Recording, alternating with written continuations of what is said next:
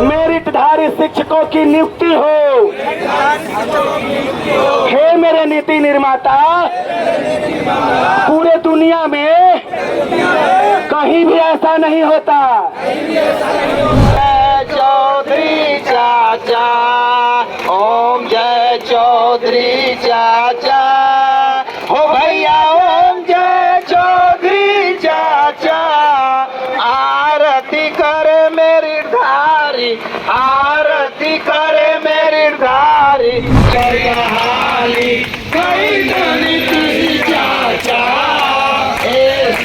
शिक्षा मंत्री जी को सद्बुद्धि दे दे। हमारे विजय चौधरी शिक्षा मंत्री को सद्बुद्धि दे। क्या लगता है इस हवन से क्या प्रभाव पड़ेगा सरकार? देखिए 4 दिन से हम लोग ये कार्यक्रम कर रहे हैं, मतलब अनशन के तौर पे हमारे यहाँ 2 दिन हम लोगों ने सरकार को सिर्फ निर्देश दिया कि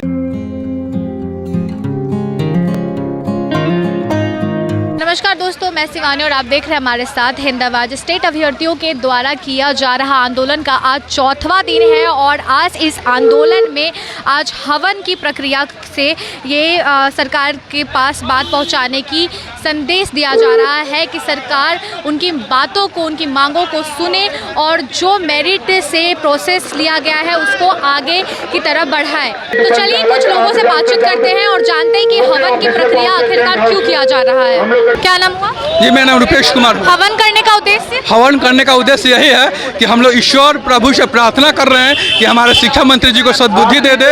हमारे शिक्षा विभाग में बैठे हुए अधिकारियों को सद्बुद्धि हो कि वो नौकरी को डिग्री दिखाओ, नौकरी पाओ की व्यवस्था खत्म करे और स्टेट के अंकों पे बहाली करे। हम लोग का यही प्रभु से कामना है, यही प्रभु से प्रार्थना कर रहे हैं। इसलिए आज हम लोग अपने गर्दनी बाग धरना स्थल पे हवन का हमने कार्यक्रम रखा था और इस कार्यक्रम के द्वारा हम लोग आह्वान कर रहे हैं कि सब लोग सद्बुद्धि दिए। बिहार का जो भविष्य गर्त में जा रहा है, इस गर्त में जा रहा है और देखिए दीपक कुमार जैसे शिक्षक बिहार को बदनाम कर रहे हैं, ये तुरंत खत्म हो और यहाँ पे स्टेट अंकों बहाली करके मेरिट वाले शिक्षक को बहाल करे। यही हम लोग की मांग है। सरकार से कोई मुआवजा लेने के लिए अभी तक आया या कोई प्रतिपक्ष या कोई नेता आए यहाँ पे बात सुनने के लिए? सरकार हम लोग को अभी तक बात नहीं सुनी है, माना जाता है। इसलिए तो हम लोग बैठे हैं कि सरकार तक हमारी बात पहुंचे और ईश्वर के द्वारा भी पहुंचे और हम लोग आपके मीडिया के द्वारा ही पहुंचे। इसलिए हम लोग यहाँ पे बैठे हुए हैं और आह्वान कर रहे हैं। अभी तक नहीं पहुंचा है, नहीं तो पहुंचता तो वो पक्का हम लोग के स्टेट के मार्ग पर कुछ न कुछ बयान देते, लेकिन वो चुप्पी साधे हुए। इसका मतलब कि हमारी बात नहीं पहुंच रही। क्या लगता है हवन के माध्यम से सरकार बात सुनेगी? जरूर सुनेगी, क्योंकि ईश्वर में उनको पूरा विश्वास है कि ईश्वर उनको सद्बुद्धि देगा। सरस्वती माता में पूरा हमें विश्वास है कि वो उनको जरूर सद्बुद्धि देंगे, उनको पथ दिखाएंगे, उनको पथ दिखा करके बिहार का भविष्य को उज्जवल करने के लिए प्रेरणा देंगे। जी, क्या नाम हुआ आपका? अभिषेक कुमार झा। हवन क्यों आखिरकार? आज हवन इसलिए किया गया है कि अग्निदेव को बुलाया गया है कि हे अग्निदेव, हमारे विजय चौधरी शिक्षा मंत्री को सद्बुद्धि दे कि वो मार्ग से भटक गए हैं और विज्ञापन का अवहेलना करने चले गए हैं। वो स्टेट मार्क्स पे बहाली करें, इसीलिए हवन किया गया है कि वो मार्ग प्रशस्त करेंगे अग्निदेव, तब जाके वो अपने रास्ते पे आ जाएंगे। आप लोगों ने बाल भी मुंडवाया है? वो सांकेतिक किए हैं, बाल मुंडन करवाए हैं, इसलिए सांकेतिक था। विरोध प्रदर्शन किए थे हम लोग सांकेतिक तरीके से। आज हवन हुआ है और हमें विश्वास है कि प्रजापति परमेश्वर अग्निदेव उनको सद्बुद्धि देंगे और वो हमारी बात को मानेंगे। जी, तो क्या लग रहा है सरकार आपकी बातों को सुनेगी, क्योंकि 4था दिन होने जा रहा है? सरकार ईश्वर की बात नहीं सुनेगी। आज खुद ईश्वर आए हैं यहाँ, तो उनकी बात तो सुनना है ही। सबका मोह ईश्वर के पास होता है, ईश्वर ही खुद बुद्धि डालते हैं, तो ईश्वर उनको सद्बुद्धि देंगे और वो खुद मार्ग प्रशस्त करेंगे तो आ जाएंगे, स्टेट मार्क्स पर बहाली होगी। आपकी बात सुनने के लिए अभी तक कोई नेता, प्रतिनेता या प्रतिपक्ष कोई आए हैं? हाँ, आ रहे हैं नेता प्रतिपक्ष लोग भी आ रहे हैं, सब आ रहे हैं। कौन आ रहा है? तेजस्वी जी बोले हैं, चिराग जी बोले हैं, सब आ रहे हैं। जी, क्या नाम हुआ? मेरा नाम गौतम कुमार है। आपने भी हवन किया है? जी हाँ। क्यों किया? हम लोग हवन इसलिए किए हैं कि शिक्षा मंत्री जो है अपने बातों से भटक रहे हैं, नोटिफिकेशन के साथ खिलवाड़ कर रहे हैं, जो हम लोग कतई नहीं चाहते हैं। तो नोटिफिकेशन से हटने का मतलब है कि सीधे मुड़ी कटना, क्योंकि उसमें क्या होगा कि बहाली 30,000 है, उसमें बहाली 10,000 के होगा, वो फर्जी लोग के हो जाएगा। एकेडमिक को ये मेरिट का पैमाना नहीं है, जो कतई हमें बर्दाश्त नहीं है, क्योंकि हर यूनिवर्सिटी के अलग अलग मार्क्स होता है, तो पैसे भी लोग खरीद सकते हैं मार्क्स, पैसे पे बहुत यूनिवर्सिटी मार्क्स देते हैं, तो हम लोग उसके खिलाफ हैं। STT जो नोटिफिकेशन में वर्णित था कि इंक्रीजिंग टू डिक्रीजिंग माध्यम से उससे सीट विषयवार कोटिवार नियुक्ति देना है, तो इस बातों से हम लोग हटने वाले नहीं हैं। हम लोग मैथ से हैं और मेरा जनरल से 373 रैंक है BC कैटेगरी। कितने अभी लगभग मेरिटधारी अभी जो है ऐसे ही हैं? 30,675 मेरिट में है, 37,000 सीट है मैडम। तो क्या इतना होने के बावजूद भी सरकार इसको अनदेखा कर रही है, इसमें कोई वजह है क्या? वजह यही है कि वो वोट बैंकिंग के फेरा में है और बिहार सरकार एक शिक्षक भर्ती को पंचवर्षीय योजना में ले चल गई है। ये सबसे बड़ा दुर्भाग्य है बिहार के, बिना शिक्षक के लेकिन पास कर रहे हैं। हम लोगों ने जैसे हवन में भी सुना, आप लोगों ने आरती किया, उसमें आप लोगों ने कहा कि प्रतियोगी परीक्षाओं को भी सरकार अनमेरिट कर दे, जैसे इसने सेट के एग्जाम को मेरिट से हटा दिया है। बिल्कुल बिल्कुल, ये न बोले कि ये वोट बैंकिंग सरकार बनाना चाहता है, बस यही इनका नेचर रहा है।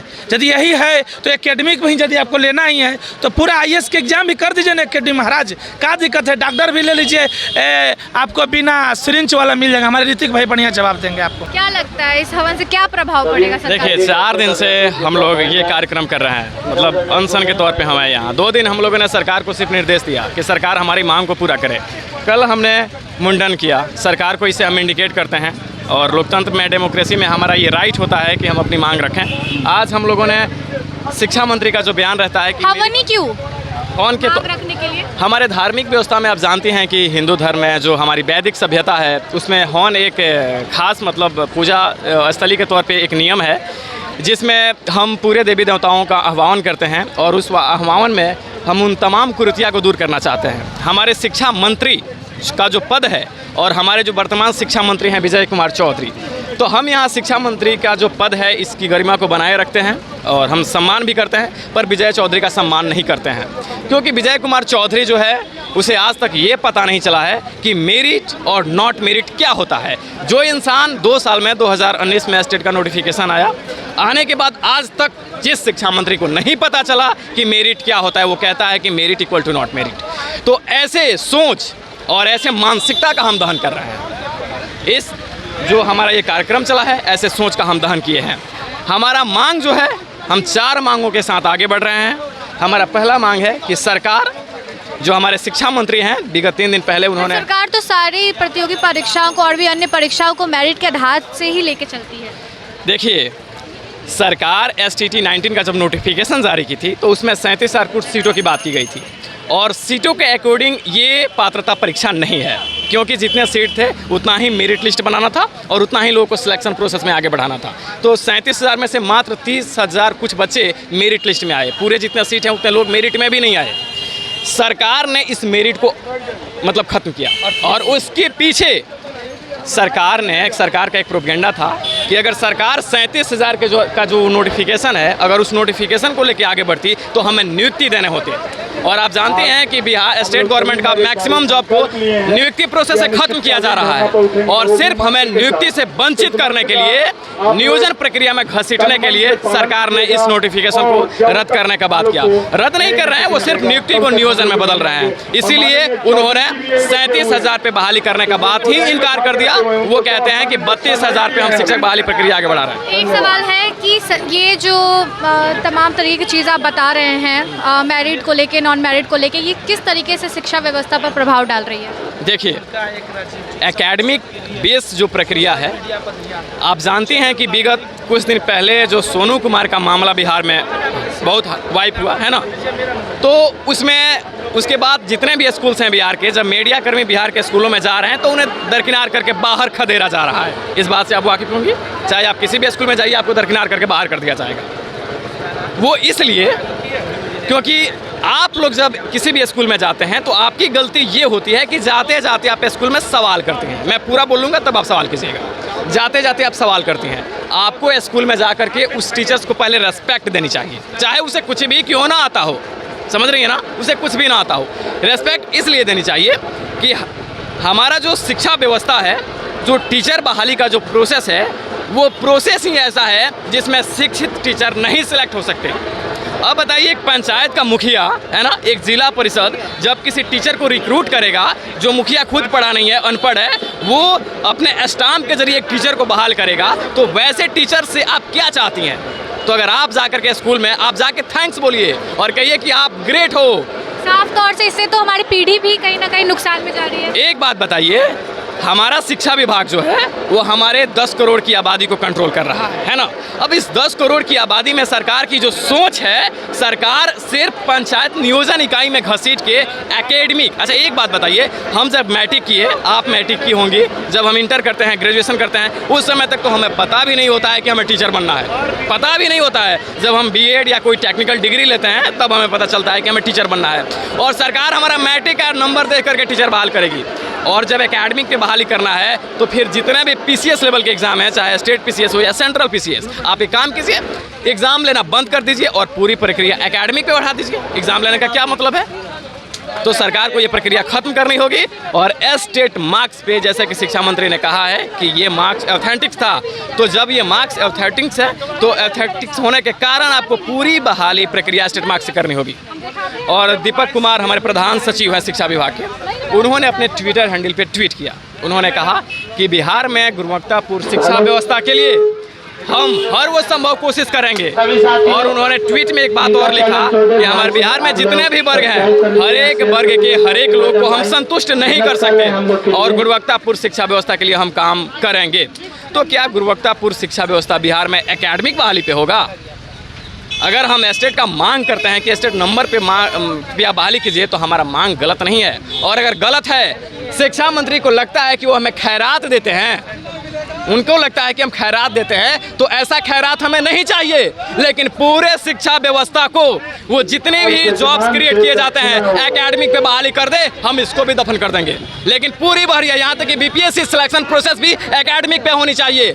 लेकिन जब सारे एग्जाम्स एकेडमिक पे नहीं हो सकते, तो टीचर रिक्रूटमेंट प्रोसेस क्यों एकेडमिक पे होते हैं? जब हमारे मीडिया भाई किसी भी स्कूल में जा रहे हैं तो उन्हें दरकिनार करके बाहर किया जा रहा है। आखिर जब हमारे मीडिया कर्मी को बाहर किया जा रहा है तो उस मीडिया कर्मी की क्या गलती है?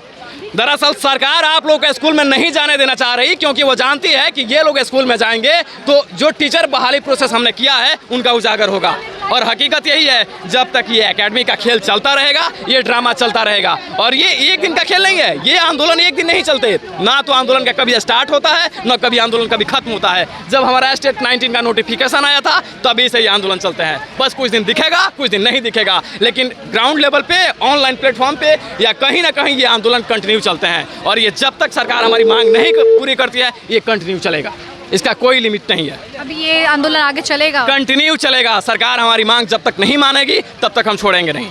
आगे की और प्रक्रिया क्या होगी इसके? देखिए, डेफिनेटली जैसे जैसे हम आगे बढ़ते हैं, हमारी प्लान भी सेटअप होते जाती है।